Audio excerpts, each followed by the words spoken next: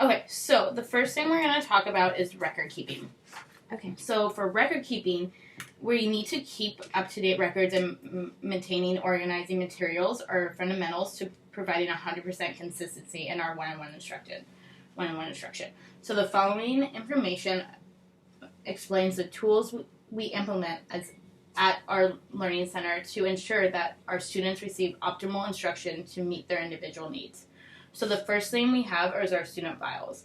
So each student has 2 file folders, a working folder and a pocket folder. So the only one you're in charge of is the working folder. So what the working folder is it's, do you remember, it's like the mailbox ones, yeah. So it'll be like when you get a new student, it will be in your mailbox. And this is a place for writing records of session history and observations, as well as a space to plan ahead. So prior to each session, you should retrieve the working folder in the filing cabinet, and then you need to just keep record on it. So what I do is I have my student binder on one side and then the student working folder, like just kind of like off to the side. And whatever activity we do when they're finishing up or when we're transitioning, I just write a note in it. So does that make sense? Like I'll just go like, okay, we did, for warm up for ISCE, we did a memory game or a matching game. So we want to use it to keep track of the instructional notes and specific books and lesson numbers used. So you will make notes on the session record sheets while you are working with students to record your observation of areas of improvement and areas in needed or of further practice. Reference those notes at the end of your session for your session report and make notes for the next session on areas you want to work on. So here is an example of one. So what I do is I write so you fill out like your name with your instructor, the student's grade, the start date, and then the subjects, and then we also have a line for progress report dates for our educational therapy students. And so what I do is before I start with the student, I'll just write the session number, the date, and then I'll look back and see in the comment section to see what I want to work on with the students.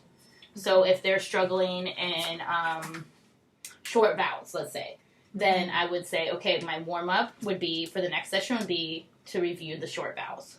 Or if they're struggling with reading comprehension, like the previewing, I would go through, and the next session I would practice having them go back and seeing the steps for the previewing for reading comprehension.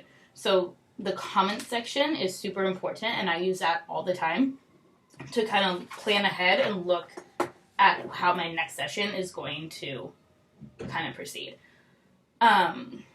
I plan for all my sessions like a week in advance, so I always do like a couple because I always plan ahead. So that way you have all these materials and you can kind of see by the comments what you need to like quickly grab in between your 10 minutes when you write your session report and like plan. Or if you need to like email us if you're at a different office to have it send over like a sheet to you. So this one is very helpful. They also have in the working folder, there we go, a materials log. So this is helpful. So the materials log, same thing. We're going to date it and then we're going to use the resource. So this is helpful when you're using like workbooks and pages. You can go back. And then what pages they complete that day, and then any notes that they did like really well on or that you need to review because they struggled on. So this is good. This will be on the right side of the folder, and then the session log will be on the left side. Okay.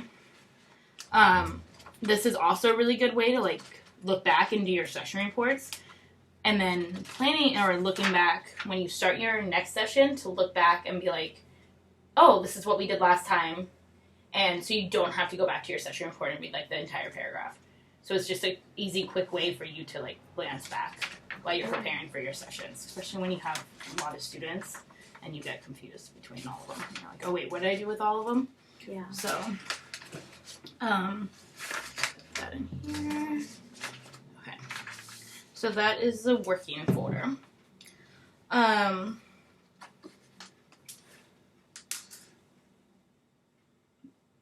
So just some little points here. So check with your supervisor to find out where your student working folders will be stored. So for are you mostly at Carmel Valley? So at Carmel Valley, you see where I put it was all like right there. Here there's like different spots in all the offices where we keep them. I don't know where it is in Mission Valley because I'm never there. But there's probably like this spot just like in Carmel Valley. And then please refile folders alphabetically by last day after each session. This is helpful because then you kind of know where it is.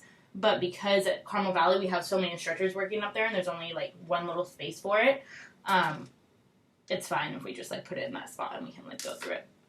And then if you plan to be absent, please leave your working folder with the office manager so that she can share it with your substitute.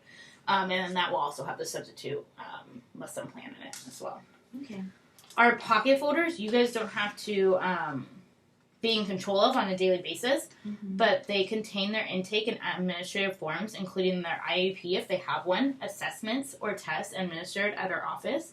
And this information will be synthesized for you on the student's profile in your database, and any relevant testing will be uploaded in digital forms to the student's folder stored on the database. So any information that we think is important in the pocket folder that we get from the parent or their school, we will put on their in their profile on dashboard. And then please so and then anything that the parents might give you, because you know we're at different locations now, we need to give to Sam or whoever our office manager is to add that into our database so that we all are like aware of of the students' needs and what we can do to help them. And then pocket folders are stored alphabetically by last name in our office in the other room in that filing cabinet. Instructor and student binders. So educational therapy students have binders in the center to organize the materials used in their sessions. And then prior to each session, you should have your student's binder and any materials needed that particular session ready for when the student arrives. So ISE test prep students will have compiled strategies binder, which they should bring to each session and take home in between sessions to reference for their homework. For all other students, you will receive an instructor binder with pocket folder dividers for your notes and record sheets. So you will keep a printout of your current student schedule in this binder for ease of reference during your teaching days. So basically what that happens is educational therapy, we have the students' binders. The students do not take them home with them. So we keep them in like our area, wherever office we're at. For test prep, and like ISE, ACT, the HPST, all those like test prep programs that we do, the SAT, ACT, those we have either books and binders for those students, but because we give them homework, they go back and forth to each other. So they take those binders home. Right. So they take them home, they do their homework, they bring them back. So the only thing for test prep that we're responsible for is their practice tests and their working folder, and that's it. Because Okay. we don't want their practice tests going back and forth. And then for our academic coaching students, those are the students that will bring work with them. So you'll get like a binder, kind of like what you have now, and you can, if you need to, like, if you feel like a student's needing extra practice with a math concept or like extra practice with reading comprehension or writing, then you can like do that during your 10-minute prep time and then put that in the folder so you have a place. Or sometimes I just put in their working folder if it's just a page or two. So does that make sense on like what goes home, what doesn't go home? Yes. Okay, perfect. Can we pause it really? Yeah. Okay.